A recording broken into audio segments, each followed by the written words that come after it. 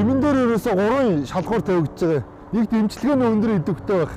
Хоёрт хамгийн сайн чанартай байх. Гуравт аюулгүй байх. Энэ 3 шалгуурыг хангасан эмээр Монгол Улсыг хангах ажлыг төр хийнэ. Энэ дээр бүх шатны хяналт болон бүх шатны дэмжлэгийг үзүүлнэ гэж байгаа. Монгол улсын болон хувийн эмнэлгүүдэд хамгийн сайн эм орж ирж байна. Тэргүүр хүмүүст үйлчилж байна. Эмийн сангийн дангуун дээр хамгийн сайн эм өрсөн байна. Монгол Улсын эмийн үйлдвэрүүд хамгийн сайныг нь ядаж стандартыг хангасны үйлдвэрлэж чадж байна. Эмийг сонгохдоо, хөнгөлөлтөө эмийг сонгохдоо, өнчин эмийг сонгохдоо, улсын эмнэлгүүд хэрэглэх эмийг сонгохдоо хамгийн сайныг нь бас шилж олж чадж байна. Энэ болгон эмийн чанартай холбогдно. Тэгэхээр бид энэ удаагийн тусгай сурвалжлага эмийн чанар гэдэг сэдвээр бэлтгэснээ одоо үргэлье.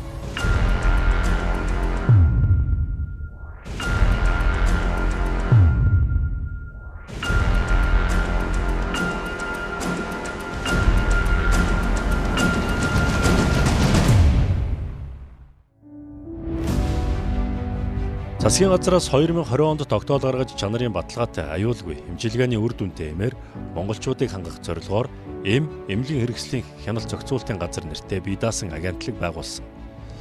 Тэгэхээр эмийн чанарт баталгаа өгөх газар нь тус агентлаг юм. Монгол чанартай юм орж ирж байгаа юм. Чиж байгаа. Мэргэжлийн байгууллагын дарга чанартай гэж хэлж байхад 2022 онд улсын хурлаас эмийн чанар аюулгүй байдлыг шалгах төр хороо байгуулж төр хорооны гишүүд монголчуудын хэрэглэж байгаа эмийг чанаргүй гэж хэлсээр байна. Гэхдээ эмийн чанар аюулгүй байдал руу чиглэсэн төр хороо өнгөрсөн 2023 онд нэрнээсээ чанар гэдгээ хасч эмийн үнийг тодтогсон. Өнөөдөр Монголын эмийн зах зээл дээр 500-аас 700 тэрбум төгрөг эргэлдэж байна. Гэтэл эмийн чанар гэж үнэхээр авах юм байхгүй болсон. Эмнэлэгт хэрэглэж байгаа эмийн чанарыг та юу гэж дүгнэдэг вэ гэдэг асуумжийг 356 эмч эмнэлгийн мэргэжилтнээс эрүүл мэндийн яамныхан авчээ. Тэгээд эмч нарын 40% нь дунд, 4% нь муу, 7% нь мэдэхгүй, 49% нь сайн гэж хариулжээ. Тэдний тал хүрхгүй хувь нь эмийн чанарт итгэлтэй байна. Харин 668 иргэнээс хэрэглэж байгаа эмийнхэн чанарыг та юу гэж үнэлдэг вэ гэж асуухад чанартай гэж 64%, чанаргүй гэж 5%, мэдэхгүй гэж 31% хариулсан байна. Иргэд эмийн хяналтын тогтолцоонд найдлага тавьж байна.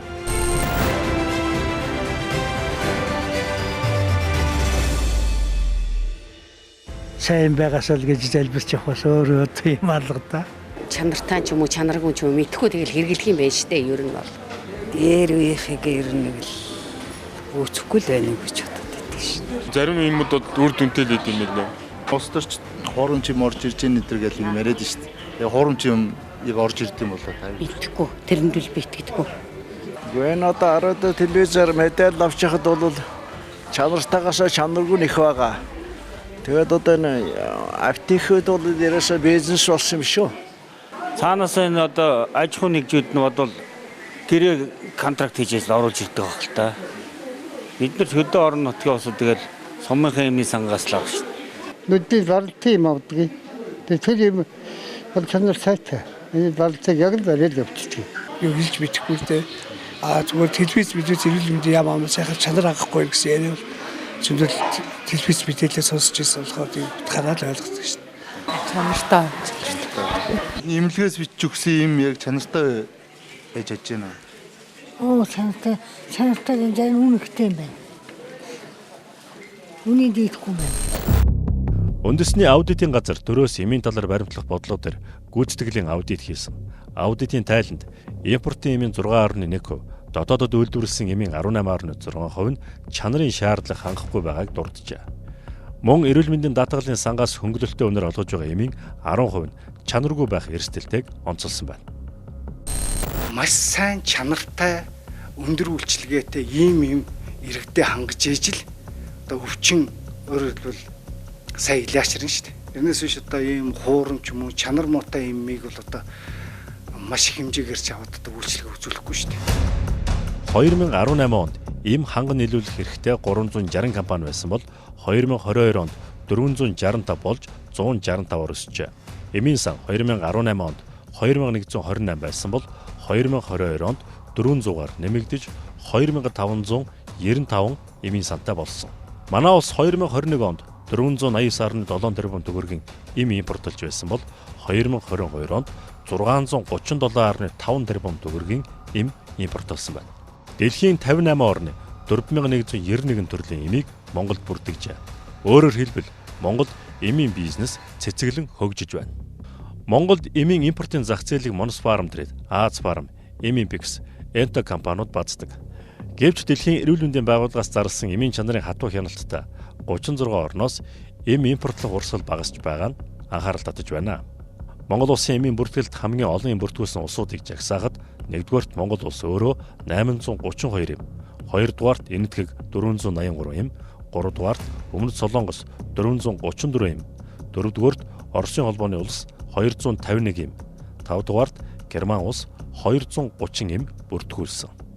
Аль болох нь хатуу зохицуулалтын орнуудаас эмийг одоо бас авдаг. Ингэвэл одоо нөгөө эмийн ялангуяа эмийн чанартай холбоотой асуудлаар бас яхан одоо бас өөрчлөлт гарах уу гэсэн асуудал бол байна.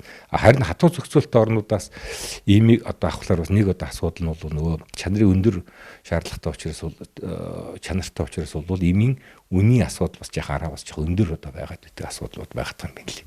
За эмийн хяналтын хатуу зохицуулалтаа улсаас бүртгэж байгаа юмд бол лабораторийн шинжилгээг шаардахгүйгээр нөгөө тухайн улсын лабораторийн шинжилгээний бичиг баримт болон холбогдох бусад материалуудыг үнэлдэг. За хоёрдугаар нь одоо дотоодын эмийн үйлдвэрлэлийн чанарын асуудал.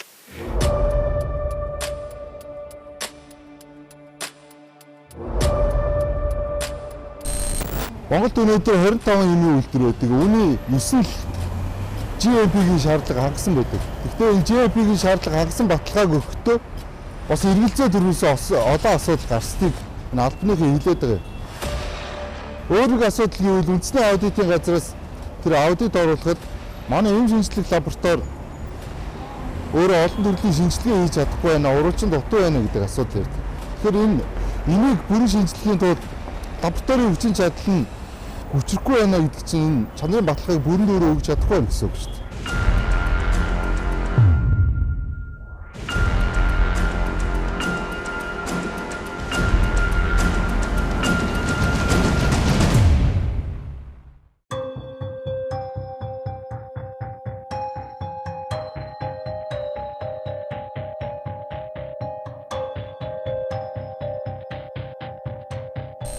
Монголд орж ирж байгаа эм болгон танаа дээр яг шинжилгээ. Манай дээр Монгол улсад орж ирж байгаа одоо энэ хил гайлаар орж ирж байгаа эм болгон бол шинжилгээнд орж ийн гэвэл бол 100% бол би бол итгэлтэй бол хэлж чадахгүй байна. Ягаад гэвэл орох ёстой хэрэгтэй. Танаа дээр ингээ орж ирээд ер нь юунд унах гэж байна. Лаборатори шинжилгээнд одоо тийм тохиолдол ер нь хэр гардаг. Шинжилгээгээр бол шаардлага хангахгүй тохиолдлууд бол нэлээд л гардаг ер нь бол гарахгүй гэж хэлэх бол одоо гадны байдлаараа байж болж байна. Одоо тийм үстэй одоо жишээлбэл дундад жинжингийн илгэлцлээрээ байж болж байна. Магадгүй туншилтын эмнүүдэд одоо хадгалтын горим алдагдаад механик хольц үүссэн байдаг. Одоо тоо хэмжээндээ зарим тохиолдлууд нь хүрэхгүй байх ч гэдэг юм уу? Ийм тохиолдлууд бол байдаг.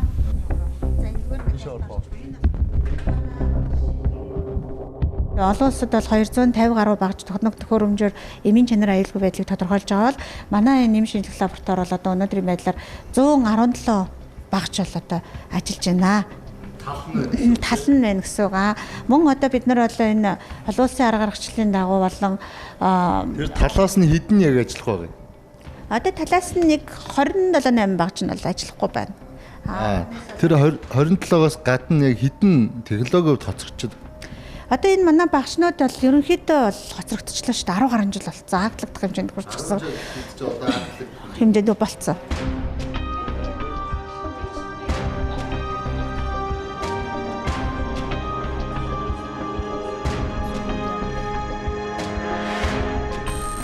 Ажиллахгүй шүү дээ. Бүгдээрээ ажиллахгүй. Энд ингээ байгаа. За энийг бол ингээ шатцсан гэж байна тий.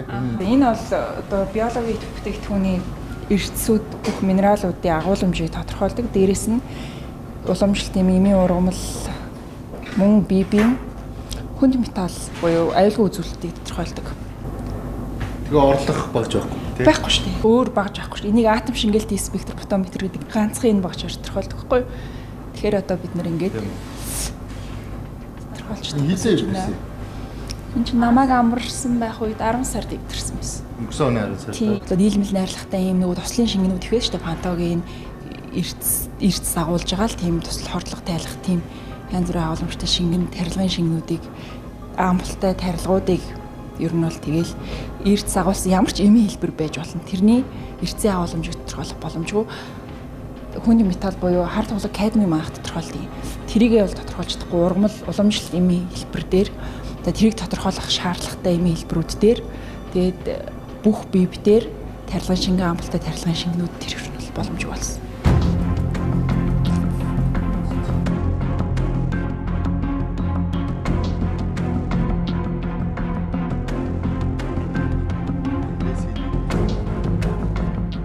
Энэ ажиллах байгаа юм байна те. Энэ дээр одоо чухал шаардлагатай ямар шинжилгээ хийх боломжтой? Эний мэдсэн тоо агуулмж, таних урвал, хойлц, тугналт, дуусалт гээд одоо тийм шинжилгээнүүдийг хийдэг. Энэ хизээ өвдөрсөн. Өмнө жил өвдөрсөн. Тийм. Энийг засварлаа гэдэг юм санал маа тийш ер нь явсан болоо. Ер нь бол явж байгаа тийм удирдлагууд мэдээж байгаа.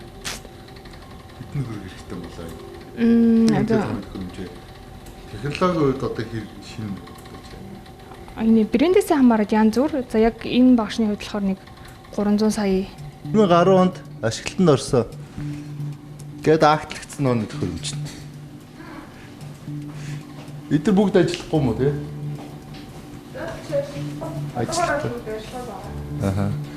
Засна гэж бол байхгүй эдрийг. Монгол засна гэж байхгүй те.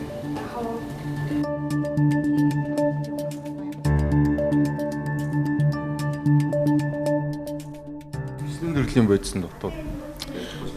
За ер нь бол бодис маань одоо жилээр одоо өөрчлөгдөөл явдаг болохоор яг одоо тоог нь бол нэг барагцаалвал нэг 50-60 бодисын бол дутагдaltaй бол ажиллаж байгаа. Уруулж байхгүй бол одоо яг уу.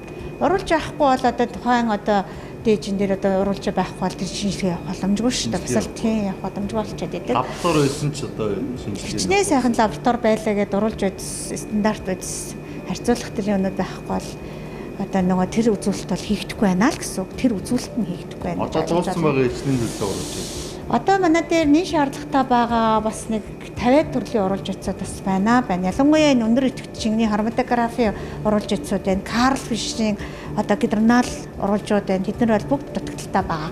Хэдэн сар хэдэн жил одоо тасарсан. Карл Фишерийн уруулж бодис бол ерөнхийдөө нодлонгоос хойш тасарсан Монголд нийлүүлдэг газраас байхгүй байгаа. Тийм. Хэн олж ирэх юм? Одоо энийг одоо улс л олж ирэх ёстой байлгүй дээ. Улсын лаборатори үстэй. Тийм шүү дээ. Тэгэнгүүт улсын ажлаа хийхгүй л шүү дээ. 5 оны 5 оны асуудал 22 оны 6 сараас хойш яригдсан байлаа. Өнөөдөр 24 он. 2 жилээр ирсэн. 2 жил яригдаад чи өнөөдөр шийдвэр гаргасан хийсэн. Хийгээгүй л явж шүү дээ. Тийм төсөвтэй холбоотой юм. Төсвийг маш агуулж авч байгаа. Би яах юм? Надаас би болохоор 3 сар ажиллаж болохоор хангалттай мэдээлэл яаж чадахгүй байна. Та ч болохоор мэрэгжлийн хүн шүү дээ. Яг мэрэгжлийн биш биш. Яг хууль төрийн албаны ийм баггүй юу? Хөдөлмөр юм. Хөдөлмөр халамж үйлчлэгийн ерөнхий газар хэлцээнд гаргасан. Лабораторийг сайжруулах хэдэн хэрэгтэй магтаагаар. Одоогор тооцоо мэдэхгүй байна. Байг солигдож байна. Хөрөмжөнд бүрэн дүр ажиллаж чадж байна уу? Чадахгүй шүү дээ. Хоног хөрөмжөнд нь одоо эвдрээд уруулж байсан байхгүй бол бүрэн шинжилж чадж байгаа юм. Юг. Чадахгүй. Ямар асуудал үүсэж байна? Одоо эмийн одоо чанаргүй хамгийн дөрөв одоо эм чанаргүй шүү дээ юм уу? Орж байгаа эмийн асуудал.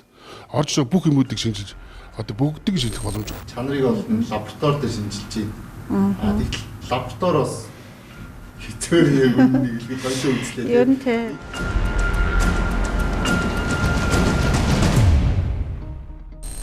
...2021 онд үндэсний аудитын газраас төрөөсийн мэдлэлээр баримтах бодлогын баримтчигтэр гүйцэтгэлийн аудит ороод энэ хурлын гишүүд танилцуулсан байхгүй.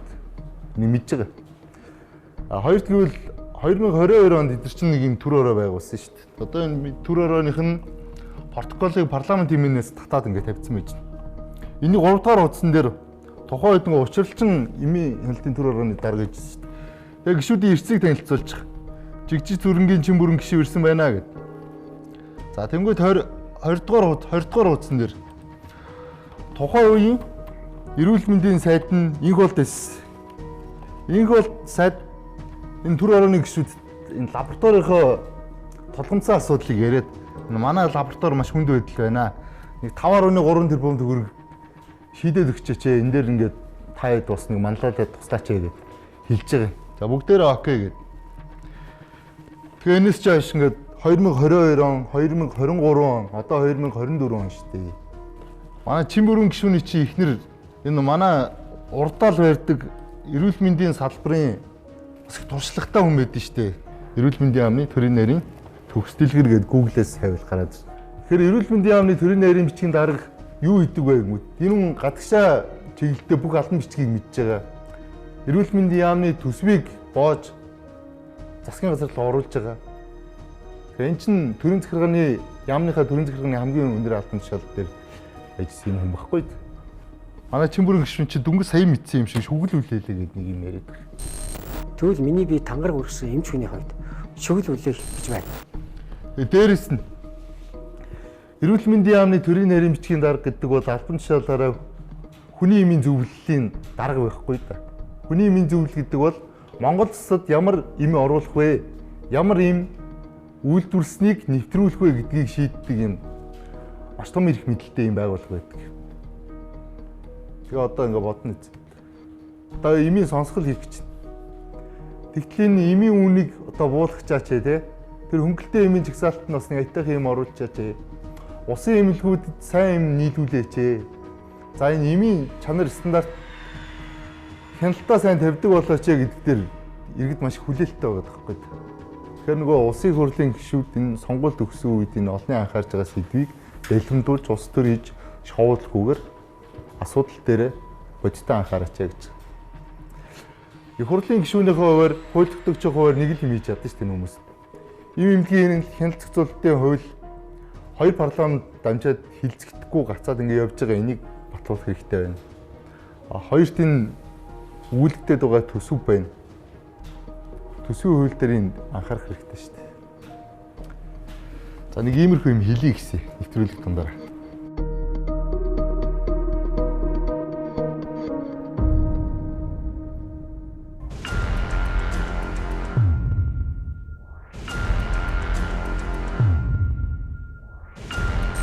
Хүрэн чи одоо эвдэрч хоцрогдсон одоо тий уруулч ингээд дутуу байхад яаж бүгдийг нь шинжилж чадж байгаа юм бэ? Эрэнд нь таарсан юм хийгээд байгаа байхгүй юу? Тэрийг чинь алдахгүй хийж байгаа. Тэгтэл одоо чинь бол энэ парастамол энэ найрлагын дотор парастамол 500 мг байна уу? Байна. Тэрийг шинжилгээ хийж чадж байгаа.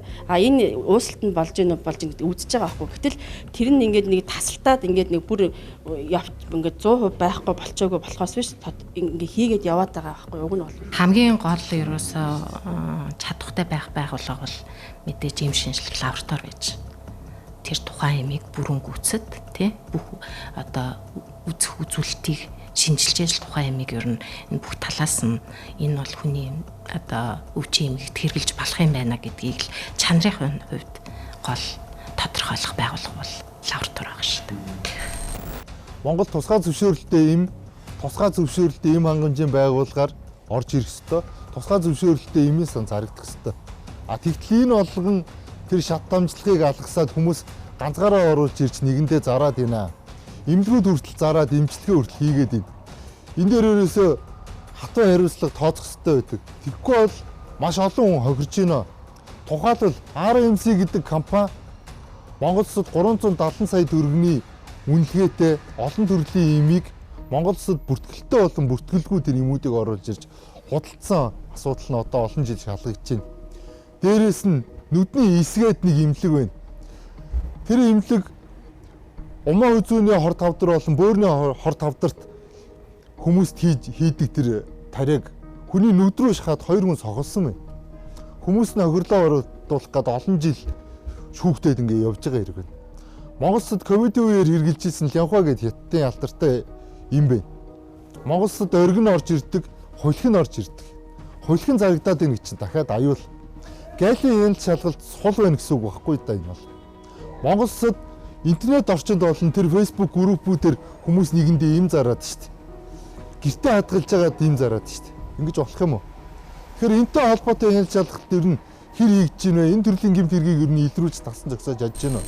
2023 онд за Монгол Улсын цагдаагийн байгууллагын статистик мэдээллийн санд цагдаагийн байгууллагаас нийт эрүүгийн 2014 дугаар зүйлд заасан нийт 18 хэрэгт мөрдөн шалгах ажиллагаа явуулсан 5 мэдээлэл бүртгэгдсэн байна. 23 оны байдлаар 99 зөрчил илэрсэн. За энэс 97.9% тусгай зөвшөөрлөхгүй хувь хүн иргэн улсын бүртгэл бүртгэдэггүй энэ биологи идэвхтэй бүтээгдэхүүн за 97.9 бараг ихэнх хувь гэсэн үг. Эмнэлгийн эрхсэл онцлогыг л Монгол улсын хилээр нэвтрүүлэхээр завцсан юм зөрчил эзэлж байгаа. За тэгээд нийтдээ одоо 23 оны байдлаар 246 нэрийн 49398 ширхэг эмнэлгийн хэрэгсэл биологийн идэвхтэй бүтээгдэхүүнийг хураан авч хуулийн дагуу шийдвэрлсэн байна. Ямар нэгэн байдлаар цахимаар битгий худалдаа ийм худалдаж аваа чи гарал үүслэн тодорхойгүй, хаана үйлдвэрлэсэн тодорхойгүй, ямар нөхцөлд хадгалаад байгаа нь тодорхойгүй тий. Жишээ нь одоо энэ өвлийн хүүтэн жишээ нь хөлдөөж байгаад гисгэцэн ч юм уу тий. Халуун, зуны халуунд ингээ хит их халуун наранд байлгаж байгаа одоо хүн тодталталж байгаа ч юм уу. Монголчуудын хувьд бол эмийн зохисгүй хэрэглээ бол айгүй өндөр шүү дээ. Яг ингээл эмийн сан дээр ингээд зогсож байхад нэг хүн ингээд авахд энэ нүдний тусаалга авч хөөе наа нүдний чинь тусаалга нүдэнд сайн юм уу би авъя гэд ингээд байхгүй юу. Тэгж болохгүй та эмчээд үзүүлээд эмчийнхэн жороор авах хэрэгтэй. Хүн үний өвчин гэдэг чинь өөр. Тэгэл нэг ногоон юм авъя, нэг цагаан юм авъя гэж жоргоо орж чинь. Тэгэл бид нэр жорынхан дагуул өгдөг, журмаар өгнөө. Та жороо авчуулээд ирээ гэл тэгэхээр зарим нь бол хизээ жороор өгдөг болцсон. Та нар хизээ юм болцсон гэж загнан зарим хүмүүс л. Нэмийн ялт дээр энэ галийн байгууллагын оролцоо бичиг заасан дээр байгаа тийм үү? Бичиг баримт үзэх. Тий, ер нь яг нь импортоор орж ирж байгаа бүтээгдэхүүн чинь шинжлэх тэр чиг үүрэг нь өөр байв. Чиг яг тэр чанарыг шинжлэх чиг үүрэг чинь одоо эмнэлгийн хэрэгслийн хяналт зохицуулалтын газар дээр лаборатори байгаа учраас төвлөрчөөд байна шүү дээ. Хүний эмийн зөвлөлт бас ашиг сонирхлын зөрчил гаргаад хууль зөрчиж байгаа хүмүүс байна. Тухайлбал хүний эмийн зөвлөлийн гишүүн Даваа Давг гээд анагаахын эмзэн сургуулийн захирал хүн байгаа. За Даваа Давг докторийн үүсгэн байгуулсан Судрын Дон гэдэг компани байдаг. Энэ Судрын Дон компани бүтээгдэхүүн Анскрипийн A гэдэг мөхлөг хүний эмийн зөвлөлөөр орж ирэхэд тэр хүн бол уг нь сонирхлын зөрчилтэй учраас сонирхлын зөрчилтэй гэдгийг мэдүүлээд нэг бол зөвшөөрлөө авах хэрэгтэй. Эсвэл тэр хуралдаанд оролцож санал өгөхгүй байх хэрэгтэй. Тэр сонирхлын зөрчилгүй гэж хэлээд санал хураалтанд оролцож өөрийнхөө эмийг зах зээлд нэвтрүүлэх тийм зөвшөөрөл гаргасан байна. За хоёрт эм холбооны гүйцэтгэх захирал дамб хүний эмийн зөвлөлт бас гишүүнчлэлээр ингэ байж байдаг. Тэгтэл энхэн шүүдэр гэж өөрийнхөө үүсгэн байгуулалтсан тэр компанийнхаа GMP-гийн батламжийг сонголцоход бас санал өгсөн. Дахиад төрөөнөх шиг тэр хүний эмийн зөвлөлийн уралд орцохгүйгээр би сонирхлын зөрчилтэй гэдгээ мэдэгдээд тэр мэдүүлэг бүглэх ёстой байсан. Эсвэл зөвшөөрөл аваад би сонирхлын зөрчилтэй шүүгээд одоо хуралд саналын ирэхгүйгээр оролцох боломжтой байсан. Тэгтэл энэ хүн дахиад хууль зөрчсөн байна. За гуравт анагаахын их сургуулийн эмзэн сургуулийн эрдэмтэн Дарима Мон Интра гэж уламжлалт эмийн компанитай хамаарал бүхий итгээд за инх жаргал гэдэг дахиад нэг багш байгаа. За энэ хүмүүстээр бас сонирхлын зөрчил үүсэх явдлууд гарсан байна. Манайд чанартай юмд орж ирж байна. Монгол улсад одоо бүртгэлд одоо бүртгэгдсэн эмийг л чанартай гэж үзэн штэ ер нь. Тэгээ нэгэнт бүртгээд энэ бол одоо хэрглэж болно гэсэн эмийг те бид нар хувь хүний үднээс энэ өстэй тийм юм чинь энэ хятадаас орж ирж байгаа юм чинь эсвэл Оросоос орж ирж байгаа гэдэг юм уу те эсвэл энэ одоо энтхгээс орж ирж байгаа юм чинь энэ чанаргүй гэж хийх боломжгүй байгаа. Хамгийн сайн эмийг одоо тэрнээс сонгож одоо хүний эмийн зөвлөл бүртгэж чадж байна уу? Ер нь бол яг нөгөө бүртгэл гэдэг процесс бол нөгөө бид нар чанар дээрээ илүү юуг үзэх юм. Аюулгүй байдлын үзүүлэлт нь ямар үзүүлэлт байх юм. Нөгөө юу нь одоо идэвхтэй холбоотой ямар үзүүлэлтээ үзэх юм гэдэг нь бол яг ингээд үйлдвэрлэгчийн бичиг баримтан дээр тодорхой байдаг. Тэр материалуудыг нь бол мэрэгжлийн шинжээч нар үзээд дүгнэлт гаргаад за энийг бүртгэе, энийг бүртгэхгүй гэдэг одоо санал оруулаад тэрийг нь бол бид нар хуралд хэлэлцүүлээд тэгээд бүртгэх, эс бүртгэх шийдвэр гарч байгаа гэсэн үг.